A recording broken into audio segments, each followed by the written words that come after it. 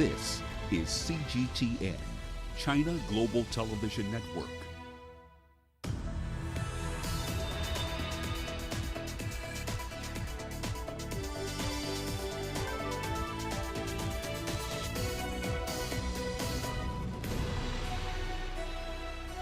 Hello there, welcome to this edition of Global Business Africa. In the course of the hour, we'll run through the business news stories you need to know about from the continent and beyond. But first, a quick update on the market. So MTN accounted for the bulk of the gains of the JSE Stock 40 index today. It closed nearly 7% higher. Shares of the parent firm in Joburg have actually more than doubled thus far in 2021. It's listed its subsidiary in Nigeria after pressure, quote unquote, from the government over there, and the Ugandan subsidiary is next. MTN Uganda has actually gotten approval this week from the Kenyan Capital Markets Authority to sell shares across the border to Kenyan investors. That share sale wraps up on the 22nd of November. Here's what's coming up tonight. The China International Import Expo, the fourth edition, opens its doors with over 3,000 participants. Clean energy is in focus at the ongoing climate conference in Scotland. We'll have the latest. And the US Federal Reserve to taper its bond buying program amidst inflation concerns.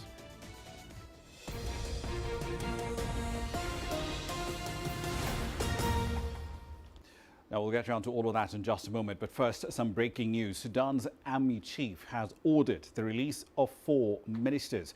That announcement was made on Sudanese state television on Thursday. Now, this comes in the wake of negotiations to resolve the political unrest between the military on one hand and politicians and civilians in the wake of a coup on the 25th of October. Just to take that again for you, Sudan's army chief has ordered the release of 4 ministers. The announcement was made on Sudanese state television earlier today. This comes in the wake of talks to resolve the political unrest between the military on one hand and civilian politicians on the other in the wake of a coup on the 25th of October. Now let's move on to the China International Import Expo, the fourth such event of its kind. It opened its doors formally today. It's a 6-day trade show. It brings together a record 3,000 companies from all over the world, including some participants from the least developed countries on the planet. They'll be showcasing products of a wide range of sectors, from pharmaceuticals to high-end consumer goods and even vehicles. The Chinese President Xi Jinping delivered a keynote speech at the ceremony through a video link at the opening event earlier today.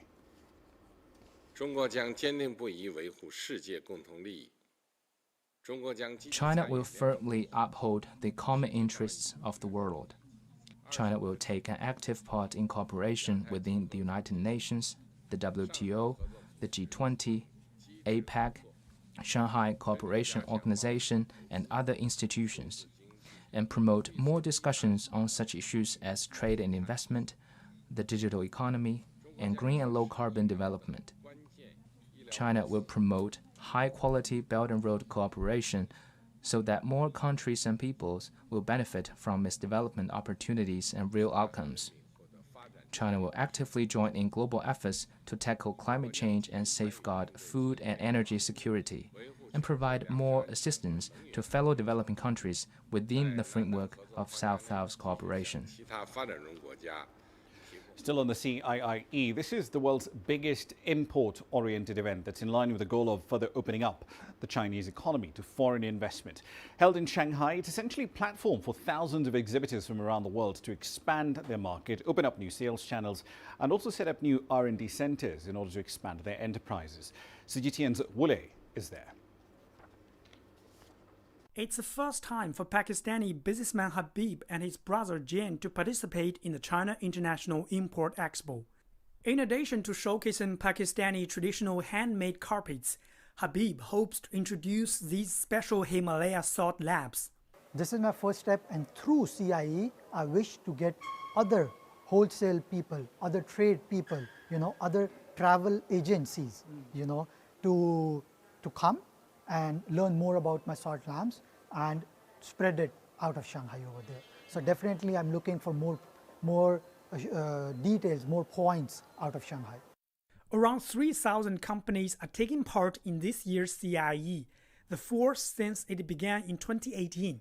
Like other exhibitors, Habib believes the CIIE is a good opportunity to expand into China, as it's the only import-themed expo in the world. While many small and mid-foreign companies choose Shanghai as a first choice to tap into Chinese market, And a lot of big multinational companies who have been in China for decades open more research and development centers to better serve Chinese consumers. Japanese cosmetics company Shiseido has been in China for 40 years. The company just launched its third R&D center in Fengxian district of Shanghai, aiming to strengthen cooperation with hundreds of local cosmetic and tech companies. Currently, for the Chinese consumer, is really looking forward to the new beauty solutions. We really want to cooperate with them and to make it for the new innovations together with the local companies. And in addition, I really expected to explore to the further opportunity, not only for the cosmetic, but also the ingestible beauty or the beauty tech. Official data from the Shanghai Municipal Commission of Commerce shows over 800 multinational companies have set up their regional headquarters in Shanghai. There are also more than 500 research and development centers in the city. Both these numbers top that of other cities across China. Many say CIIE's impact, along with Shanghai's favorable business environment, will help global sellers soar higher in the Chinese market. Wu Lei, CGTN, Shanghai. Now, for years, Europe has been the main destination for flowers grown over in Kenya. However, the lucrative industry is now looking east as it looks to diversify both its markets and revenue lines. Redlands Roses is among the companies that have made some inroads into China, but as CGTN's Daniel Arap Moina reports, high tariffs remain an impediment to accessing a market of 1.4 billion people. Roses, they do not hurriedly bloom, but once they do at this flower farm tucked away northeast of the Kenyan capital Nairobi, they come in almost all shades.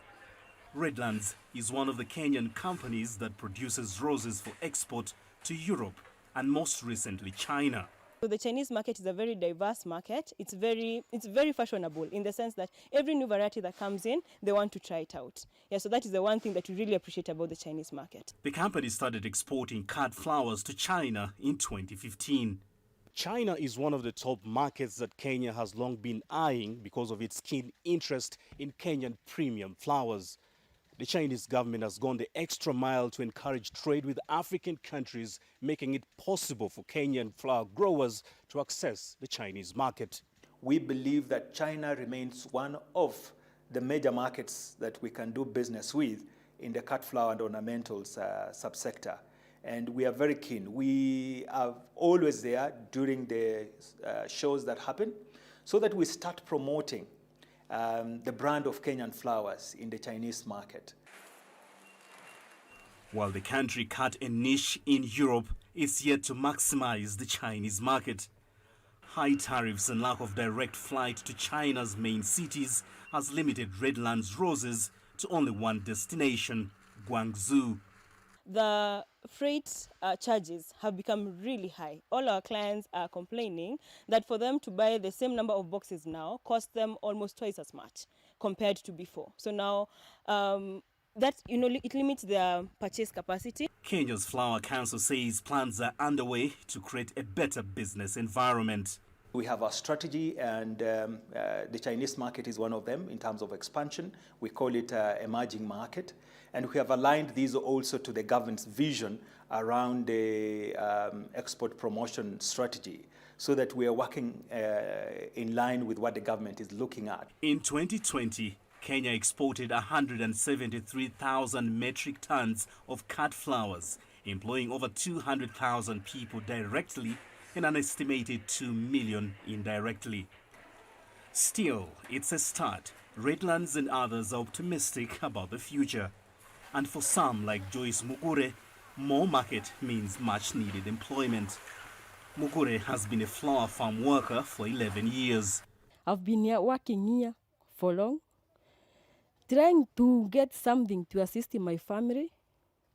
And I've seen that this work is very good, and I like it very much. So since it has helped me, I have gained experience of how I can support my family. The East African country is among the top 4 suppliers of cut flowers and ornamentals in the world. For now, cut flowers remain Kenya's second largest export after tea, contributing around 1% of the country's gross domestic product. Daniel Arab Moi, CGTN, Nairobi, Kenya. Tribal protesters have lifted their weeks-long blockade on Sudan's main seaport and oil pipelines. They've also reopened roads linking the port to the rest of the country. This comes in the wake of a deal with the military to remove the barricades for 1 month. Naba Muhyiddin has the details from Khartoum. The development comes over a week after the military dissolved the transitional government. The blockade lasted for 48 days and caused severe shortages for essential goods. Prices of goods have multiplied, and there have been shortages of bread, fuel and medicine in the Sudanese capital. The eastern tribes had rejected the peace deal signed with rebel groups after the ouster of the former leader Omar al-Bashir in 2019. They also demanded political representation in the transitional period and solutions to poor conditions in the region. After the military took power 2 weeks ago, Beja tribes have welcomed General Burhan's decisions that suspended the transitional government. They have also announced a 1-month suspension of the port's blockade, demanding new arrangements to the Red Sea region's issues. Naba Muhyiddin, CGTN, Khartoum, Sudan. All right, then a quick run through some corporate headlines. Let's start in the world of telecommunications. MTN says it will proceed with a public offer to sell up to 575 million shares in its Nigeria business. That's roughly $240 or so million. Now, the move is part of a much broader plan to sell some 14% of the parent company's holding in its largest and the most profitable unit. The firm is also looking to finalize a sale and leaseback of its South African telecom portfolio and list shares in its Ugandan operation in Kampala. In a business update, Truewords has warned that its sales were affected by stock shortages as retail sales fell by 1.2% to about $256 million in the first quarter. The firm adds that low stock levels in the past quarter were negative for sales, but it expects to be in a better position for the holiday season.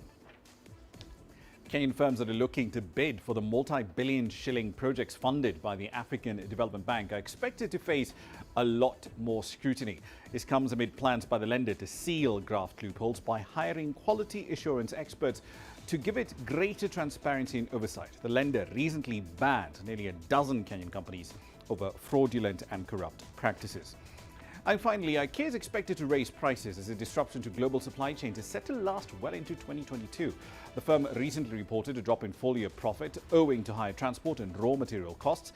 The Swedish furniture giant saw record demand during the pandemic as people spent, well, a lot more time at home. However, pre-tax earnings at the IKEA group are down 16% in the year to September to $1.9 billion. That's a run through your company headlines. You're watching Global Business Africa. Plenty more content coming up, including this.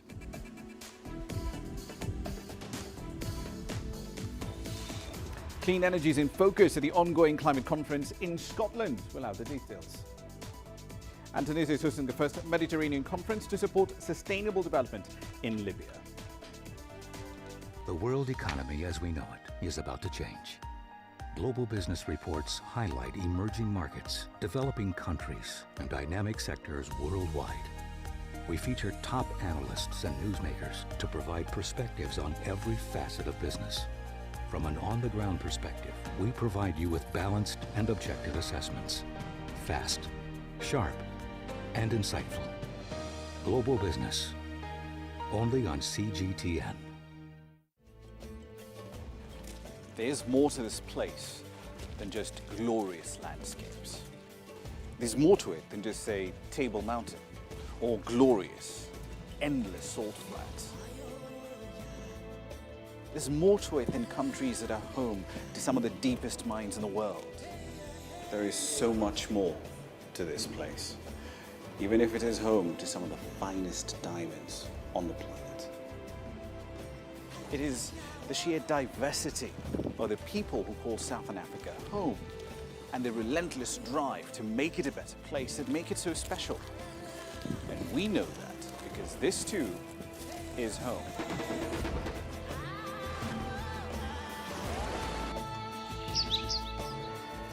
No one knows Southern Africa like we do. CGTN, see the difference.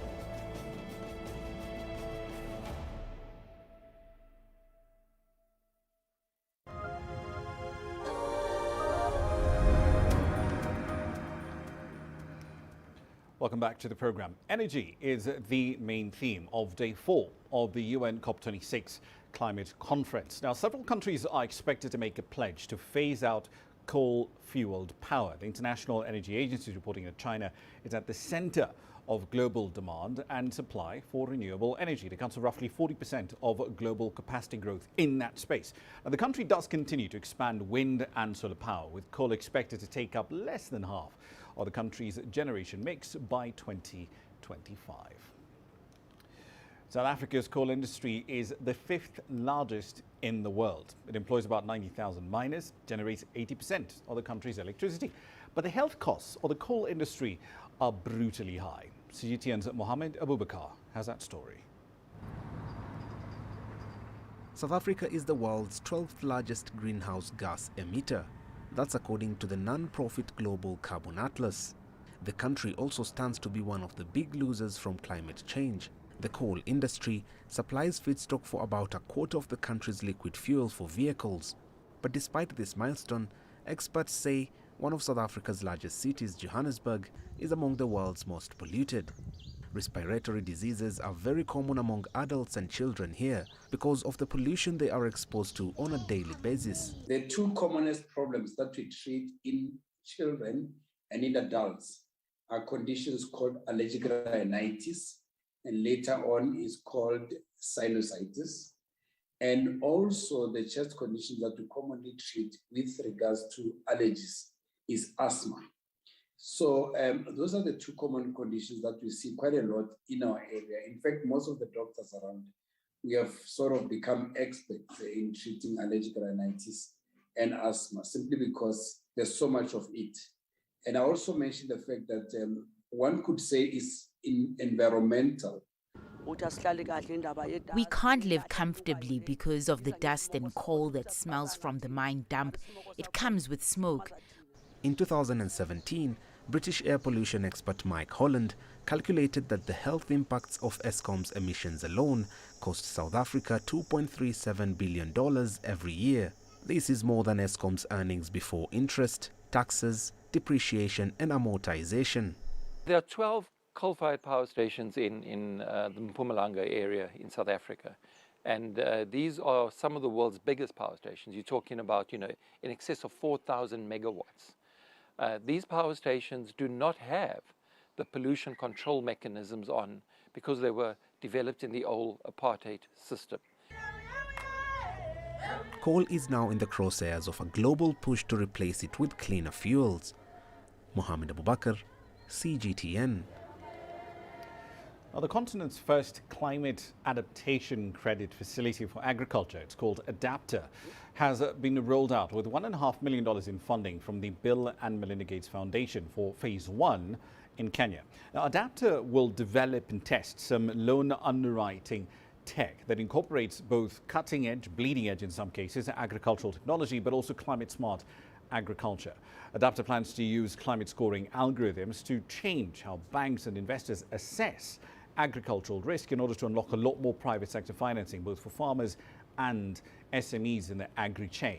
These innovations will be developed in partnership with the Alliance of Biodiversity International and CIIE. Kenya's agricultural sector accounts for roughly a third of total GDP. It employs 60% of the country's rural population and is responsible for 50% of exports. However, less than 5% of total lending actually goes into the sector.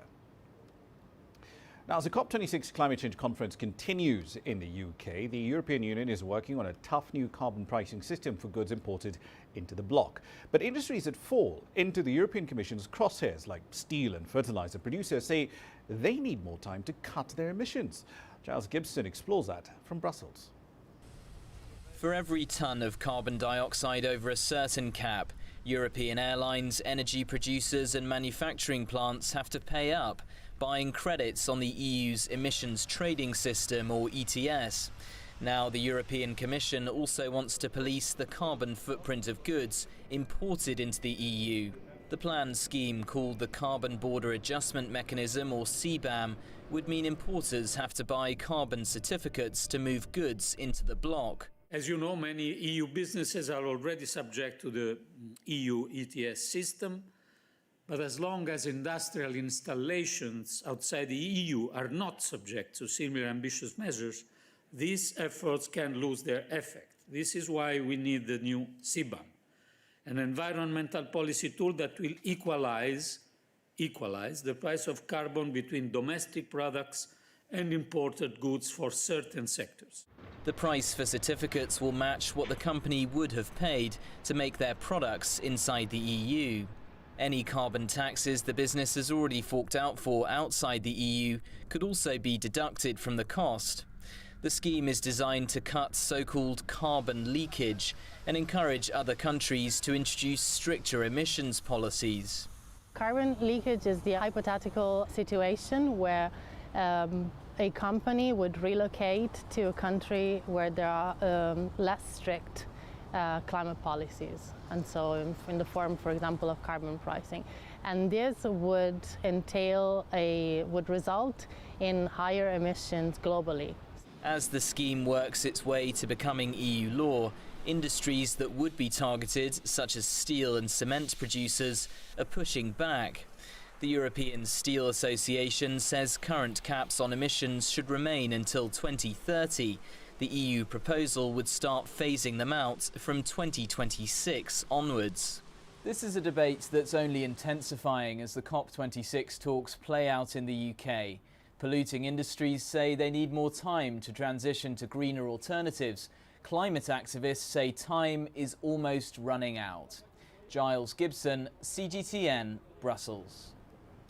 Now, Egypt's National Population Council has revealed that the North African country's population went up by 500,000 in just 3 months between April and June. Now, that's in pretty stark contrast to President Abdel Fattah el-Sisi's advice back in October, where he argued that the ideal annual increase for the country's population should be about 400,000 a year.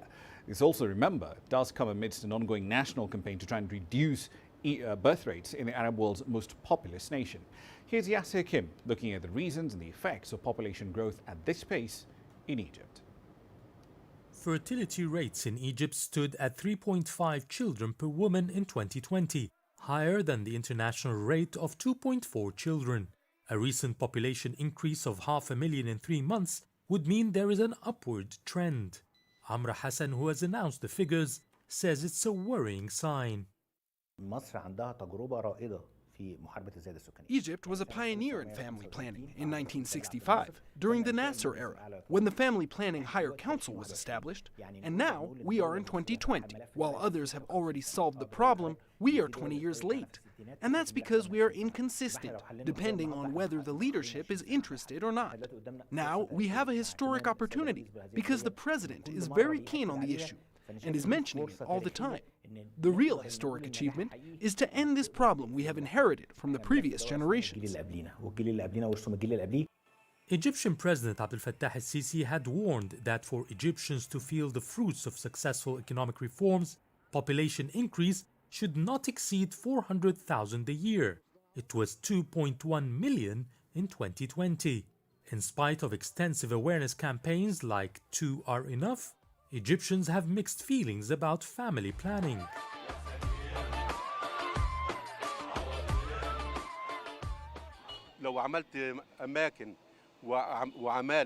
Population growth is not the issue. It's how we make good use of the people to increase production. The one who has 2 kids is already suffering from expenses and high cost of living. Then how can you have more? I agree, we should have less children. Many Egyptians believe that religion and tradition support having large families. Therefore, experts are calling for a diversified approach and consistency by the media and the state to counter the outdated beliefs. It requires a lot of work on family planning, mainly to convince women to take the contraceptives and to provide them with high-quality health services. The women in the rural areas, who are the vast majority, don't care about economic growth. The woman has to feel that contraceptives are safe, effective, and don't have side effects. She has to understand that family planning will help improve her and her family's life. We also have to provide women with good education and religious preachings, as well as an economic empowerment to create the awareness for family planning. Meanwhile, the government is studying another measure to cut on fertility rates by reducing social welfare and food subsidy points to families with more than 2 children. Yes, Hakim for CGTN, Cairo. Tunisia hosted the first Mediterranean conference to support sustainable development in Libya.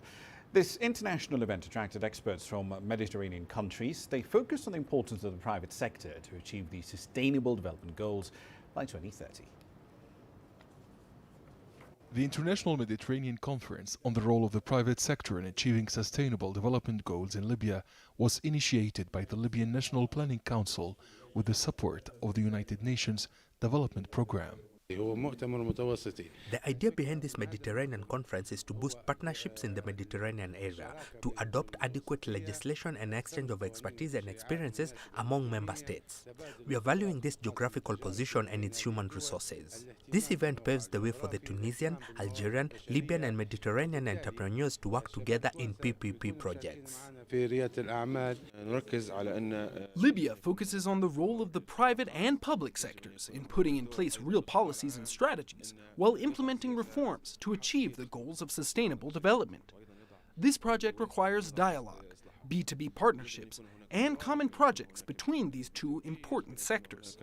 The Libyan Minister of Labor and Rehabilitation explained that his country has launched a program to train and rehabilitate private sector workers while attracting foreign workforce. Ali Al-Abed added that Libya is determined to achieve sustainable development goals by 2030. The Government of National Unity in Libya and the Ministry of Labor and Rehabilitation have made an in-depth study to evaluate the country's educational program to adapt it to the job market needs. We're also organizing the foreign labor market. Libya is also rehabilitating and training youths in the armed forces. All these projects aim to activate and achieve the objectives of sustainable development in Libya. The Tunisian Minister of Culture emphasized the importance of using economic development to foster a fairer society while respecting ecosystems and natural resources. Sustainable development is based on the culture of work, respect for the environment and the natural resources provided by this environment. Let's encourage PPP investment while preserving these resources. The conference in Tunis also shed light on the dimensions of sustainable development, the private sector and investment in ICT, and the applicable mechanisms of enhancing intertrade, as well as the investment by the private sector on green energy. The first Mediterranean Conference on the role of the private sector in achieving sustainable development is an important event in the Mediterranean basin. The Libyan state PPP company is the main sponsor of the event. Adnan Shawishi, CGTN, Tunis. We're fast approaching 18:30 GMT. Time for a short break. Here's what's coming up.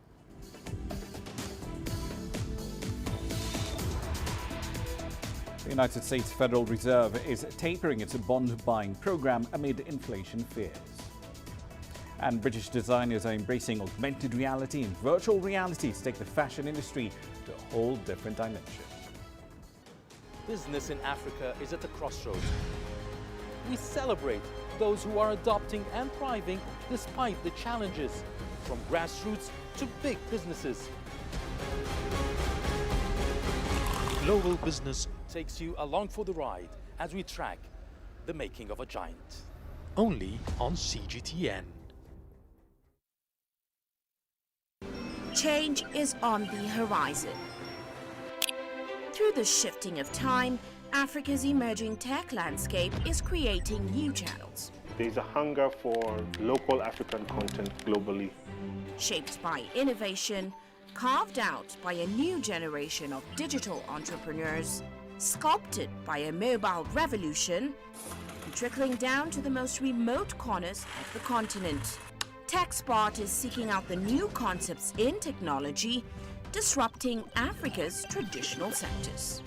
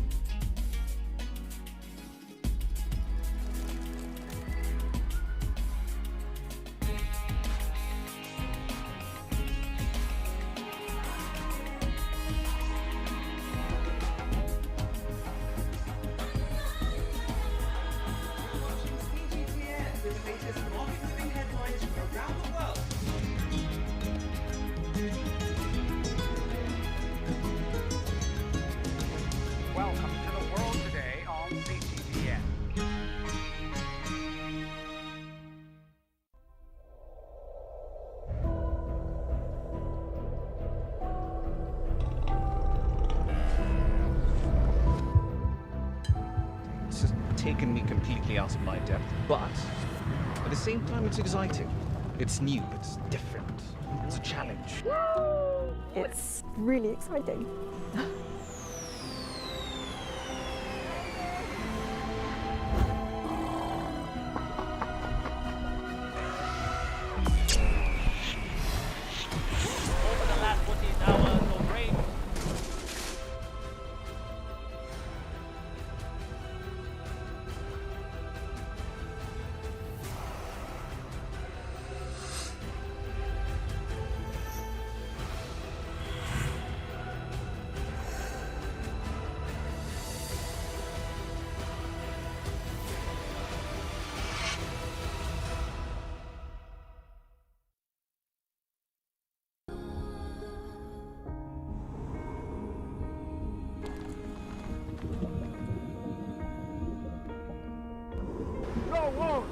No one again began holding guns. Machine guns from police forces toward the protesters.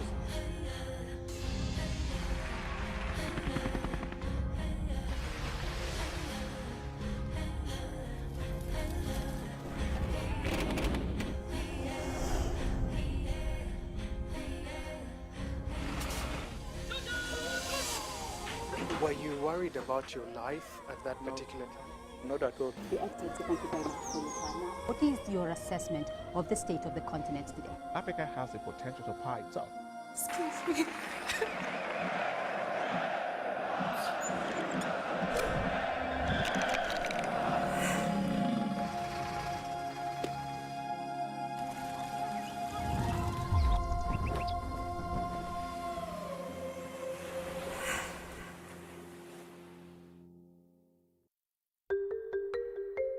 How will your world change today? What happens here? What happens there? Or what you make happen for yourself? If it matters to you, it matters to us too. Your stories are these stories that need to be told. Africa Live. Find your voice.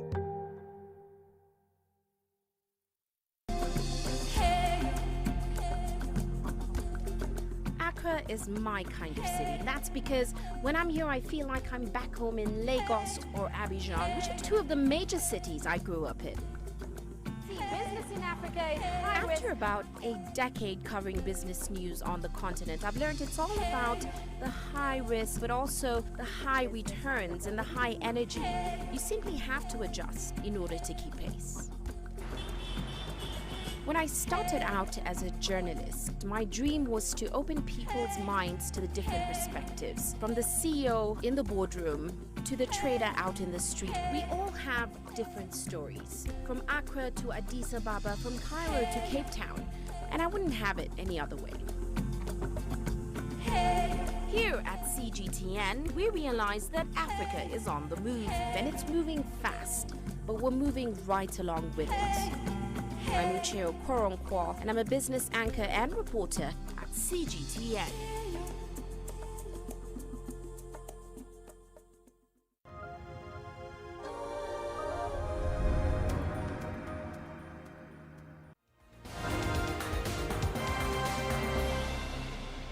Welcome back to the program. Let's run through some of the stories making your headlines at this hour.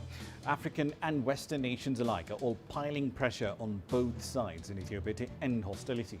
The U.S. Special Envoy for the Horn of Africa, Jeffrey Feltman, has arrived in Addis Ababa to press for a halt to military operations and start ceasefire talks. The African Union Commission Chair, Musa Faki Mohammed, says he met Feltman to discuss efforts towards dialogue and political solutions to the conflict, amid reports that Tigrayan forces have made advances towards the Ethiopian capital this week. Elsewhere, at least 11 people have been killed in violent clashes between government troops and armed men in the eastern end of the Democratic Republic of Congo. Authorities say that the gunmen attacked police stations in the city of Bukavu on Wednesday, but they were repelled by combined forces from the police and the army.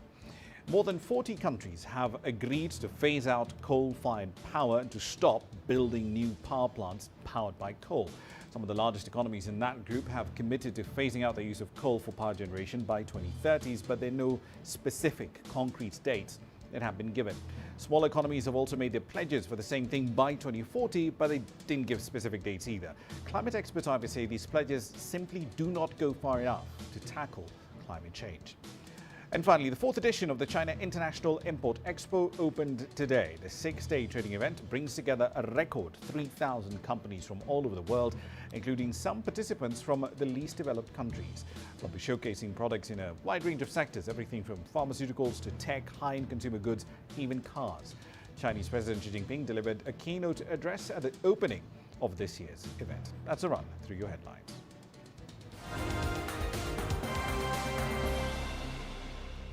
Away from the continent now, the US Central Bank has announced that it will start reducing the $120 billion a month that it's been pumping into the economy through its bond buying program for more than a year now in order to support the US economy through the pandemic. But as Owen Fairclough now reports, that's the easy part compared to the next two critical and connected steps. One, controlling inflation, but two, figuring out how much to raise interest rates without harming the economy. Inflation is almost everywhere you look in the US and beyond, and the central bank needs to cool it down to moderately above its 2% target. And that means weaning the economy off trillions of dollars spent nursing it back to health since the pandemic crash. So the Fed will this month start scaling back these amounts until the stimulus program has been wound down by next summer. Our decision today to begin tapering our asset purchases does not imply any direct signal regarding our interest rate policy. We continue to articulate a different and more stringent test for the economic conditions that would need to be met before raising the federal funds rate. And it also has to tackle inflation running at its highest level for decades, and that's where things become complicated. While supply chain bottlenecks have been blamed for demand outstripping supply and driving up prices in some cases, interest rates have also played a big part. The Fed has kept its main benchmark rate at near zero since the pandemic began to make money cheaper for borrowing, investing, and for encouraging consumers to spend. But that also contributes to inflation, and that interest rate is staying where it is for now. So the Fed has to walk a fine line by raising interest rates, possibly by the end of the year, to help restrain price rises, but doing so without making conditions so tight that employers stop hiring, derailing a recovery whose fragility was demonstrated by the impact of the COVID-19 Delta variant. Owen Fairclough, CGTN, Washington. Small businesses are the backbone, quite literally, of Indonesia's economy. But during the pandemic, many of them were forced to shut down given strict pandemic lockdowns in the country. But that crisis created an opportunity. E-commerce platforms have helped to provide these SMEs with an entirely new way of digitizing their operations. Silkina Alawale takes a look at how the rise of e-commerce is contributing to Indonesia's economic growth. In the past year, Arif learned how to pivot his business.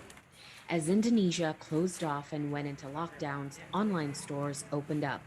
Arif's food stall was one of them. In the past year, shifting online has allowed us to get discovered by more people. As a result, we were able to target consumers in more than one area, and now we have opened a few branches across the city. Arif now operates his stall off of 3 e-commerce platforms, and so far he's seen a massive increase in sales. Government data shows that food businesses were among the most successful during the pandemic. Online sales of food products increased more than 300% since the beginning of the pandemic in early March 2020. Experts say now is the time to help small businesses to thrive in order to boost Indonesia's overall economic growth. If we talk about Indonesian economy, a huge part of the Indonesian economy is actually dominated by the small and medium enterprises. In terms of the numbers, SMEs accounts for about 98% of the total number of business units in Indonesia. And their contribution to GDP is about 60%. So it's a huge part of it. So if we want to talk about the Indonesian economy, actually a majority is the small and medium enterprises. And so does, if we want to talk about economic recovery, From the pandemic, SMEs is actually play a major role in this, in the Indonesian economy. Tokopedia, one of Indonesia's largest e-commerce platforms, is doing just that.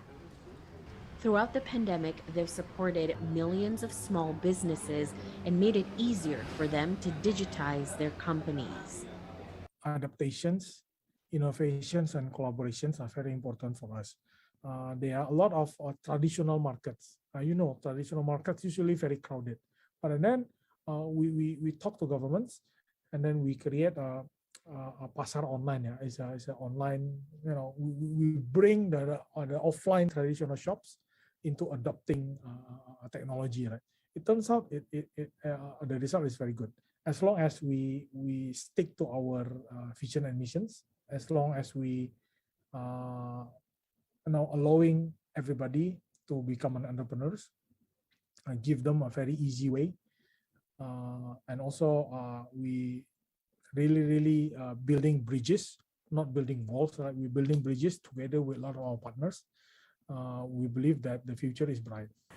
This proves that COVID-19 strengthened the spirit of small businesses and inspired them to innovate and adapt to a digital economy. Sulkina Aluwalia, CGTN, Jakarta. As migratory trends around the world change over the years, the ebb and flow of communities into and out of countries alters through generations. China's worldwide diaspora is no exception to those trends. As China's economy continues to grow, by some estimates, it's on course to be the world's largest in nominal terms by 2030. Some of the next generation of immigrants living abroad are planning to go back home. Alistair Baverstock has their story. While she may go by her Mexican name in Mexicali, where she has lived since she was 9 years old, Ana Lee is keen to use her real name more often, Jing Shi. At school, I tell people I'm from here, but honestly, I feel that I'm more Chinese, and I'd like to go back and live in China. Now in her second year of a mechanical engineering degree, after graduating, she plans to do just that. China is developing much faster than Mexico, and international students who return to China have a lot of opportunities because they speak more languages and have learned a different culture, and they can find career opportunities with international companies. She's by no means the only member of her community's generation with plans to migrate in the reverse direction to their parents. Community leaders here tell us that the majority of Baja California's Chinese community are in the service industry, running restaurants, dry cleaners and shop fronts. But for the community's next generation graduating from college, they now see China as representing their best career opportunities. For Liang Qimei, the vice president of Tijuana's Mexico-China Friendship Association, the migratory trend has a lot to do with that international experience. Last couple of decades, it's been a really huge growth in China. Me, as a second generation immigrant, I speak English, Spanish, and Chinese. So basically right now, like a lot of companies in China, they actually want to do international business. So they are eager for people like us who also know the other country culture. But some in her social circle want to remain in the country. For Mei Xiaoqi, who moved to Mexico when she was 5, the increasing Chinese investment in her state of Baja California is presenting opportunities too. I don't think I'll go back to China. I'm used to life in Mexico, but today there are a lot of Chinese business which come to Mexico and who need local people who can speak Mandarin or Cantonese to do their work. And that's going to open career opportunities for me here. As China's growth attracts economic migrants back to their homeland, the international experience they bring will benefit the wider country as they return. Alistair Baverstock, CGTN, Mexicali. Life is beautiful if you know where to look, or more accurately, how to look.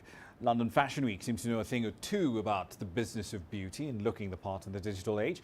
And it's about time that digital fashion takes things up a bit of a notch beyond just having digital shows and retail sales, but actually fully embracing augmented reality and virtual reality and creating fashion goods beyond that for gaming and even NFTs. That apparently is digital fashion. While tickets to London Fashion Week are still highly coveted, in 2021 members of the public were able to interact with the designs simply with a click on their smartphone. Digital fashion house Ouroboros showed the first ever digital-only ready-to-wear collection at the event. Partnering with the Institute of Digital Fashion, it also released one of the garments, the Venus Trap dress, to the public via billboards containing QR codes. Our AR experience that we delivered with Richard Quinn took you to the universe of Richard Quinn. It wasn't a show, as in a physical show, because there was no limitations. Richard went wild and reimagined, like to the nth degree, what the possibilities of their world was. Like, what is a Richard Quinn world? So you haven't got the limitations of our physical world. You can really speak to your audience in a new way that means that it's beyond clothing. You deliver your brand universe. And also the wonderful thing about that is that it goes into the hands and homes of your audience, which then pivot to become your customers. By clicking on the code, people were able to digitally try on the dress using Snapchat and augmented reality technology. The Institute of Digital Fashion is a pioneer in the digital fashion movement. It says its focus is on making the fashion industry more sustainable and inclusive. There's a few factors. The first one is just the younger generation is using social media. They've been using the phone all their lives. They're interacting with content. They're really into gaming. So those luxury brands and fashion brands have to be talking to the audience and go where they are, which is less and less physical retail and more digital and entertainment and in e-commerce.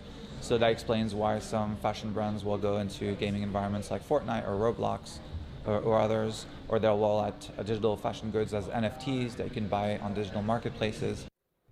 Industry observers believe that while COVID's impact on physical retail spaces and recruitment has aided the development, the boom also benefits from the fact that digital fashion is kinder to the environment than its physical counterpart. Gerard Vermaak, CGTN. Over 90% of the rural population and about 3/4 of all Kenyan households still cook with either firewood or charcoal. Now, the low access to fuels with low or virtually no emissions means essentially that household fuels still contribute a big chunk of the country's greenhouse gas emissions and premature deaths from household air pollution. CGTN's Penina Karibe went to Kitui County in eastern Kenya, where options for affordable low-emission fuels are being explored. Kitui County in Kenya is known for its long dry spells.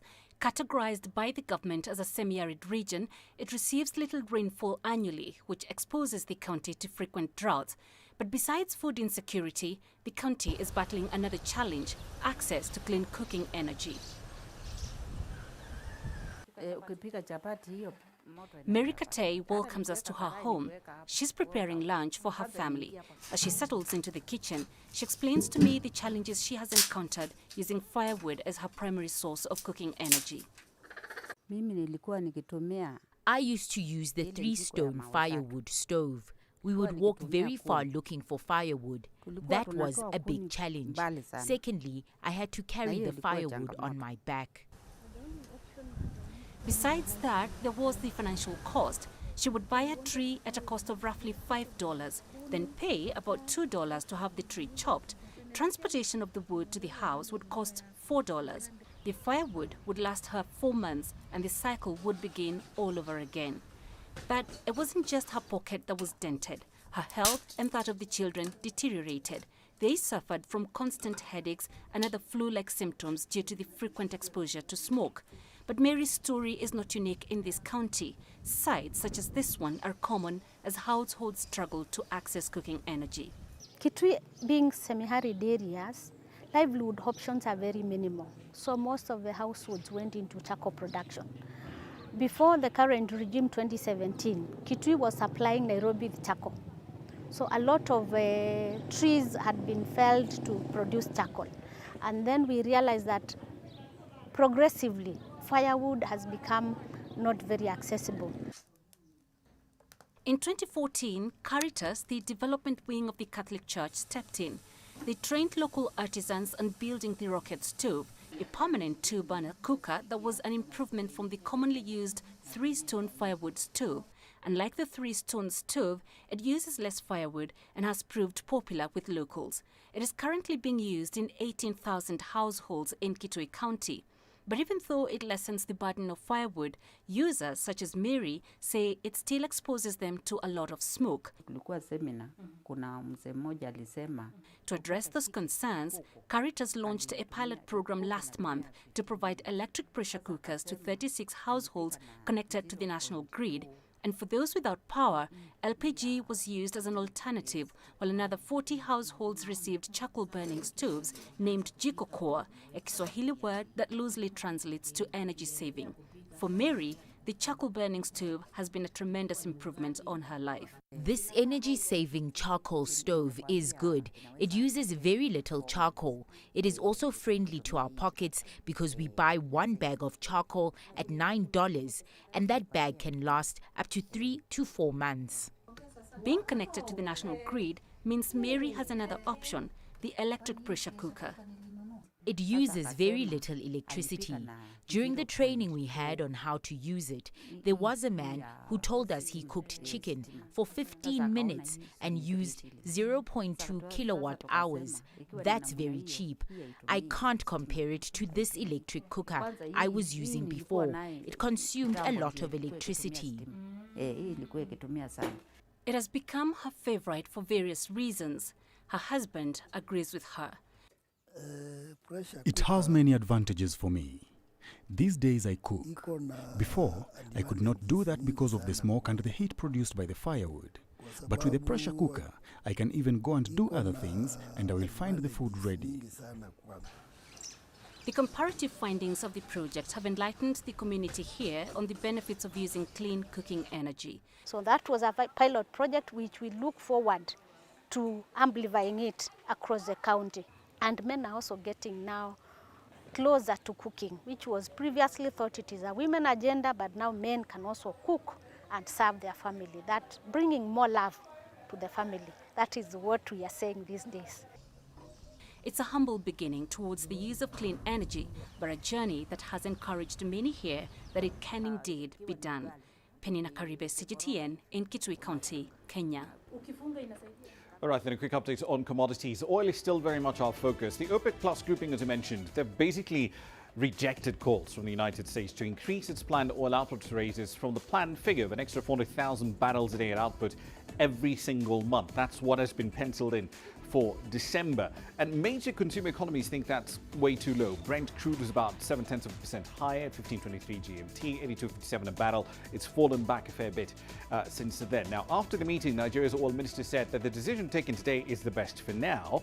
And the West African oil and gas producer sees the quantum of increase as adequate given current market conditions. Here's what's coming up next.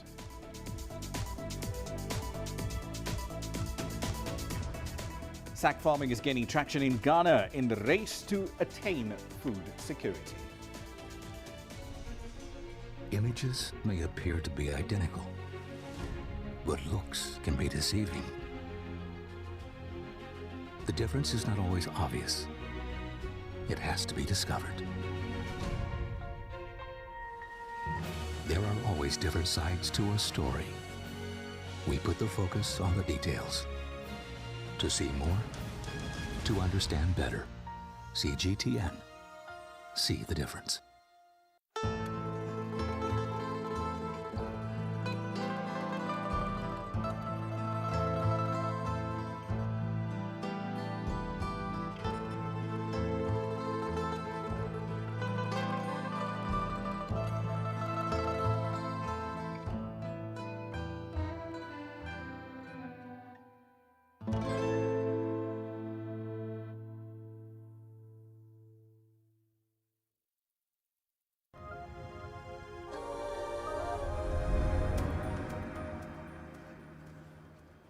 Welcome back. Think of this next story as a subset, if you will, of urban farming. In Ghana, sack farming, quite literally, is now taking off. Campaigners are encouraging people in urban areas to use the spaces they have available in their homes to grow food in sacks in order to feed themselves and their families.